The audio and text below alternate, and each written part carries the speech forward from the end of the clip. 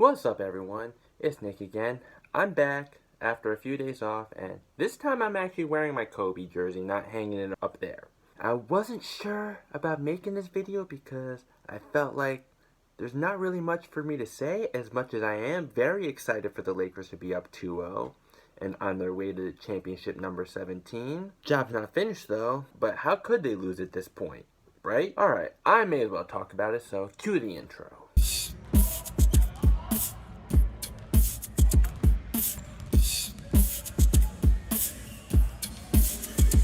So the Lakers won Game 1 convincingly, and the Heat lost Goran Dragic in the second quarter of Game 1 for very likely the whole series, and Bam Adebayo got hurt in the third quarter and was out for the rest of the game and all of Game 2, which we'll talk about soon. The Lakers had it easy with Anthony Davis scoring 34 points in his finals debut, which tied Elgin Baylor for third most points in the Lakers finals debut. Only Shaq in 2000 and George Mikan in 1949 scored more points in a Lakers finals debut. Only year one for Anthony Davis in the purple and gold, and he's already in that kind of company. Game 2, just the third player in NBA history to score 30 plus points in his first two NBA finals games. The other two, Michael Jordan and Kevin Durant. On the other hand, LeBron put up 25 points, 13 rebounds, and 9 assists, and 33 points, 9 rebounds, and 9 assists in the first two games respectively. Honestly, if I had a gun to my head, I'd pick Anthony Davis to be the finals MVP as of now.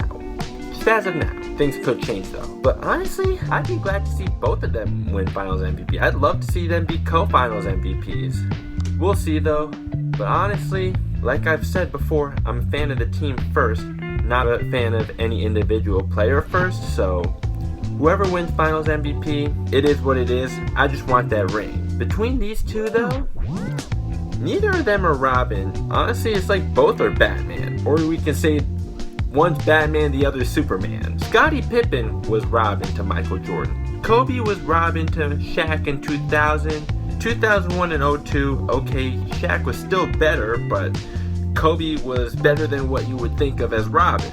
In the long run though, simply because of age, Anthony Davis will be the face of the franchise. I never imagined not re-signing him to begin with. Now there's even less of a reason to believe that he won't re-sign. And while he's had his playoff shortcomings in New Orleans, he still put up dominant numbers in the playoffs, but it just wasn't enough to get them over the top. Now, yeah, he's on his way to becoming clear-cut best player on the championship team.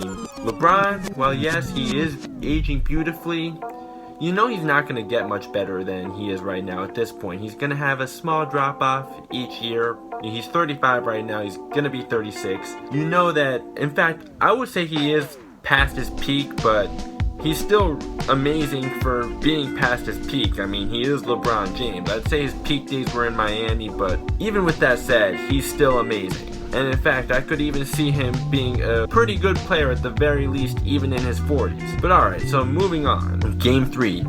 The Heat can hope Bam Adebayo can be there to at least give Anthony Davis some kind of difficulty. Because as of now, it's been too easy for Anthony Davis.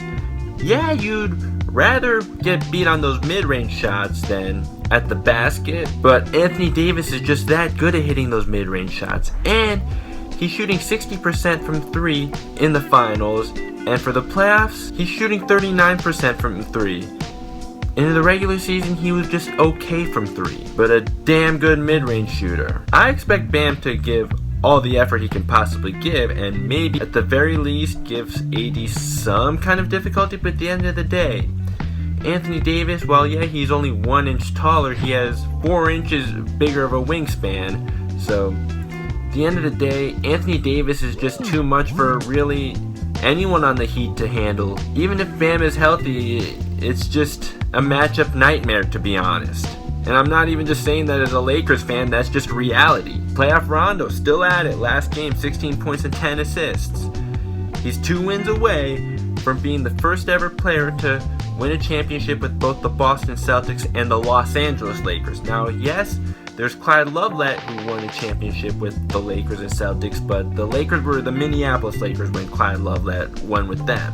Not gonna lie, I didn't want Rondo at all before he came, and I gotta admit, I was wrong. Say what you want about Magic Johnson as an executive, and don't get me wrong, I wasn't all that pleased myself during that time, But hey, he did bring in LeBron, and he also brought in Rondo, who's been huge for us in the playoffs. Not just in terms of his numbers, because his numbers for the entire playoff run, I mean, he's still coming off the bench, and per 36 minutes, he's been putting up 14 points and 10 assists per game. Just his actual points per game numbers, they're pretty good, but it's not like, oh my god, you know? But aside from what he contributes statistically, he's been a leader on this team. You see him being the guy to huddle up the team on plenty of occasions, and hey, he can still drop dimes.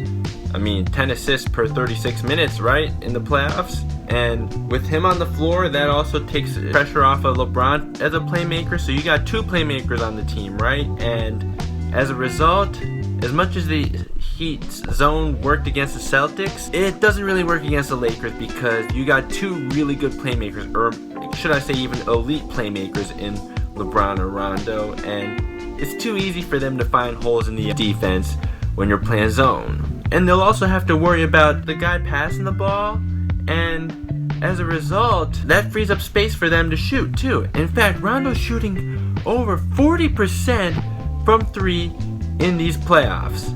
Him to be shooting over 40% from 3 in the playoffs. I don't care if the number of attempts are low. For him to shoot that high of a percentage at all in the playoffs from 3, even while we know him to step up his game in the playoffs still. That's just crazy. And we also know how smart of a player he is. He's one of the smartest guys to ever play the game. Although that has also led to his ego going to the point where he can be uncoachable at times, but at least that hasn't been a problem in LA.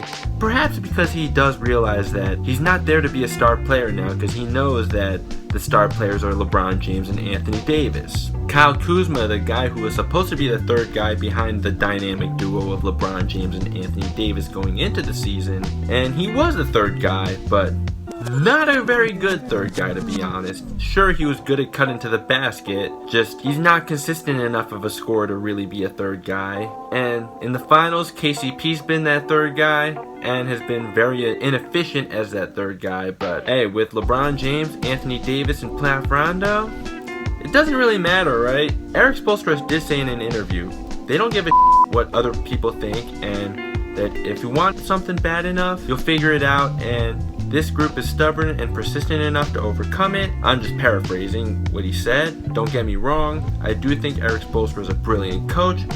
I even said you can make the argument that he is the best coach in the NBA. I 100% stand by that, and I don't think he's wrong for having this mindset at all. Still, the Lakers just have too much star power, even if the Heat were healthy, and I can respect their effort in Game 2. Just unfortunately for them, well, very fortunately for me though, the Lakers are just a better team. Jimmy Butler, don't get me wrong, he is a very good passer, and I find that aspect of his game to be very underrated. I also think at a certain point, I agree with Rusty Buckets that he's got to be more aggressive now. But still, even then, it's not really anything that the Heat can do at this point. At least I don't think so, and I think that most people would agree with me, right? Like, even with all their injuries, the Heat are just outmatched. On top of that, Duncan Robinson, who we all know to be a lethal three-point shooter, could even be the best three-point shooter not named Stephen Curry or Klay Thompson. He's been useless in the finals. The first 2 games, he shot more like Michael Carter-Williams than Duncan Robinson. Yeah, I know, that was a really low blow. He's definitely due to start making those threes because we know he's a lot better than what he's shown in the first 2 games of the finals. Tyler Hero, he hasn't really been all that like he was in the conference finals. Hey, he is a good player, don't get me wrong, but some of you were just severely overrating him after the conference finals, or even during the conference finals after he had that 37-point outburst. I do think he has a bright future in this league, but he's really not someone the Lakers should be scared of at all. So yeah, Game 3 coming up. Hopefully my Lakers go up 3-0. They should, even with Bam Adebayo playing Game 3. Maybe the Heat can put up a fight. Maybe Duncan Robinson will start making those threes he usually does make. It's wild that I even thought he's shooting more like Michael Carter-Williams, but he's been that bad in the first 2 games. Hey, Kendrick Nunn is starting to play more minutes now, and we'll see if he can contribute more in Game 3. But hey, Lakers all the way. If the Heat do come back, that'd be like the world turning upside down. Well, that's kind of already happened in 2020, but you know what I mean. That's the end of this video. Please remember to like and subscribe. for more content. I will work on an MLB video pretty soon, perhaps after this finals is over, and I'll probably even do some NFL videos. Oh yeah, and you probably know Doc Rivers is now the head coach of the Philadelphia 76ers. And while yes, Brett Brown is a bad coach, I honestly don't think Doc Rivers is really that much of an upgrade. If Doc was that good of a coach, the Clippers would be up 2-0 in the finals right now, not the Lakers. I've been planning to make a video on how the Sixers botched the process for quite a long time. Probably after this series is over, I will do that and I'll get more in detail about Doc Rivers. But that's it for now. I hope you enjoyed my video and I'll see you next time.